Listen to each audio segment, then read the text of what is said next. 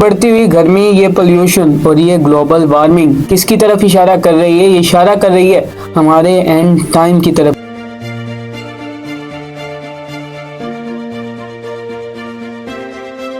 जी हाँ, ये इशारा कर रही है क़यामत की तरफ। नबी करीम सल्लल्लाहु अलैहि वसल्लम की एक हदीस है जिसका मफहूम है कि क़यामत के दिन सूरज आसमान पर 1 मील के फासले पर होगा, इंसानों से 1 मील के फासले पर होगा।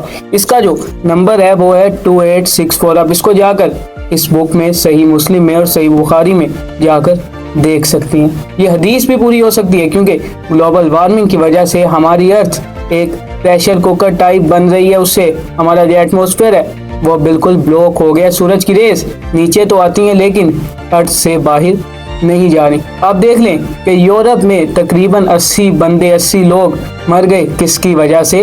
गर्मी की वजह से।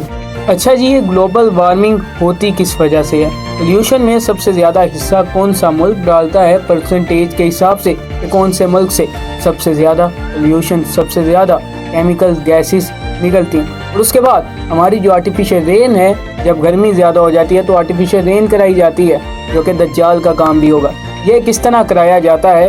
और हमारी दुनिया का कितने % जो लैंड है, कितनी ज़मीन है जिस पे हम खाना यानी एग्रीकल्चर क्रॉप्स वगैरह उगा सकते हैं, आज हम यही जानेंगे। तो आप वीडियो के एंड तक बने रहिएगा। सबसे पहले हम बात करते हैं पोल्यूशन की। पोल्यूशन किस वजह से होता है? आपको पता है पोल्यूशन होता है धुएं से, हमारे केमिकल गैसेस से और कई ऐसी वजह है जिनसे पोल्यूशन होता है। लेकिन सबसे ज़्यादा पोल्यूशन कहाँ से आता है? किस मुल्क से आता है? कौन सा मुल्क इसमें सबसे ज़्यादा हिस्सेदार है? इसमें सबसे पहले नंबर पर नाम आता है चाइना का। जी हाँ, टेक्नोलॉजी का बादशाह, हमारी दुनिया की सेकंड सुपर पावर चाइना, उसका नाम आता है नंबर 1 पर। आपको ये भी बता दूं कि चाइना खुद भी पोल्यूशन के हिसाब से नंबर 1 पर है। सबसे ज़्यादा पोल्यूशन भी चाइना में है और जो पोल्यूशन रिलीज़ किया जाता है हमारे एटमॉस्फेयर में वो भी सबसे ज़्यादा होता है चाइना से। इसकी परसेंटेज है हमारी दुनिया का जो 31% पोल्यूशन है वो कहाँ से आता है? वो आता है चाइना से।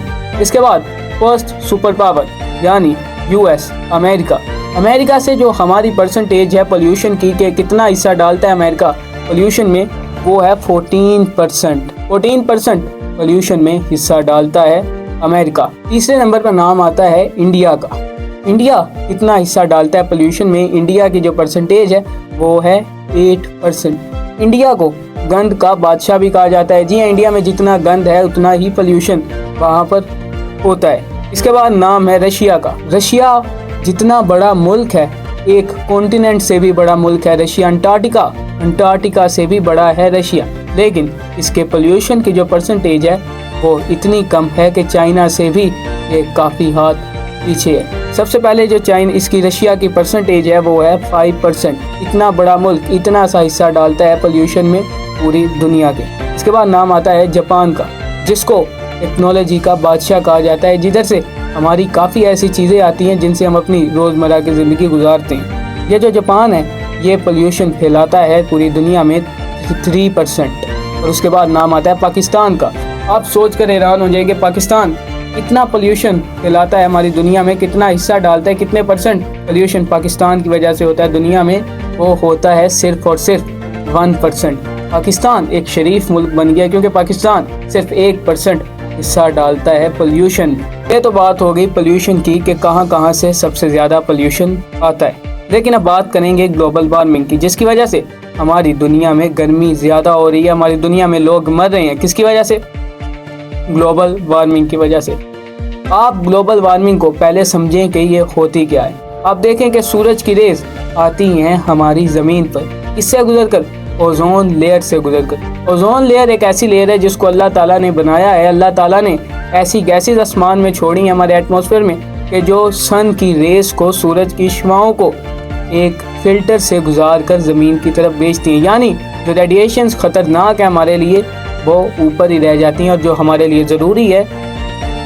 अच्छा जी, जब आपकी रेडिएशंस रेस हमारी अर्थ पर आ जाती हैं, ओजोन लेयर को क्रॉस कर देती हैं, तो फिर वो आकर हमें जब टकराती है, हमारी ज़मीन को टकराती है, तो उन्होंने जाना होता है वापस, लेकिन वो अर्थ में ब्लॉक हो जाती हैं। ओजोन रेज उसको वापस नहीं जाने देती, अर्थ का एटमॉस्फेयर उसको उधर ही स्टेल कर देता है। आप देखें जब हमारा कोयल, गैस, ये सारी ऑयल वगैरह जलते हैं तो उसका जो धुआं हमारे एटमॉस्फेयर में जाता है, उसकी वजह से कार्स का धुआं जो होता है, कार्स के इंजन का धुआं, उसकी वजह से, और उसके बाद हमारे दरख्त जो काटे जा रहे हैं जिससे ऑक्सीजन की कमी हो रही है, इस वजह से भी ओजोन लेयर कमज़ोर हो रही है। कमज़ोर तो हो रही है लेकिन वो जो ग्लोबल वार्मिंग है उसको भी ज़्यादा कर रही है। हमारी जो रेडिएशन है उसको बाहर नहीं जाने दे रही है, अर्थ को एक प्रेशर कुकर बना रही है, और हमारी फैक्ट्री से निकलने वाला धुआं इसमें मदद कर रहा है ग्लोबल वार्मिंग को ज़्यादा करने के लिए।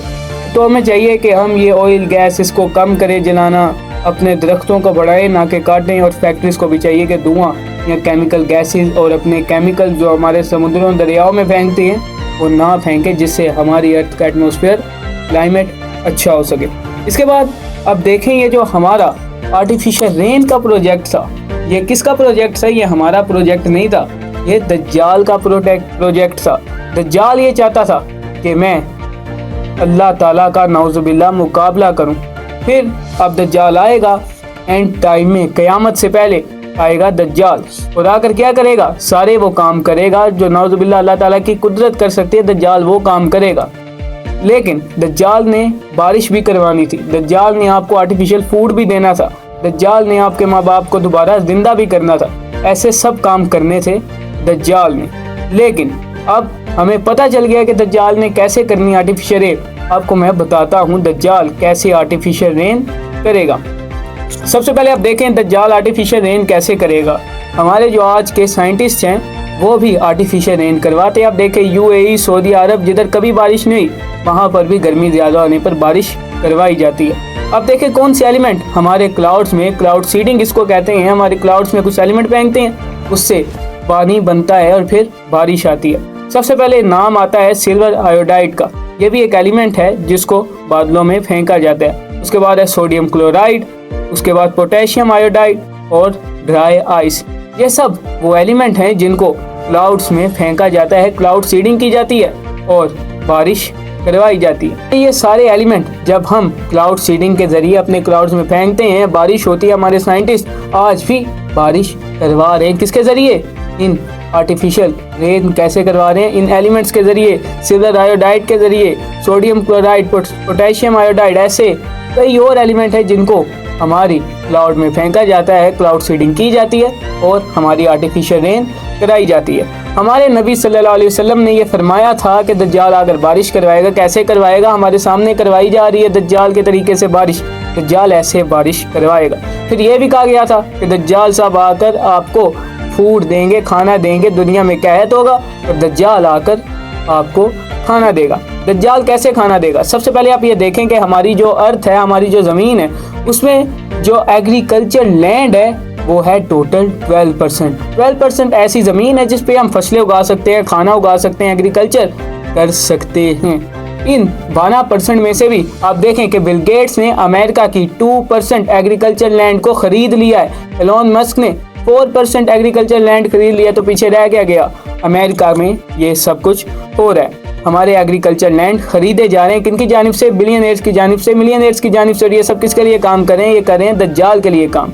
ऐसा ही हो रहा है, दज्जाल के लिए काम कर रहे हैं, एग्रीकल्चर लैंड खरीद रहे हैं। जब दज्जाल के आने का वक्त होगा, एग्रीकल्चर खत्म हुआ होगा, हमारा खाना, हमारा फूड खत्म हुआ होगा, दज्जाल आकर आपको कहेगा कि मैं तुम्हें खाना देता हूँ, तुम मुझे नाउज़ुबिल्लाह अपना खुदा मानो। वो ये कहेगा कि मैं बारिश करवाता हूँ, तुम्हारी फसलें नहीं उग रही।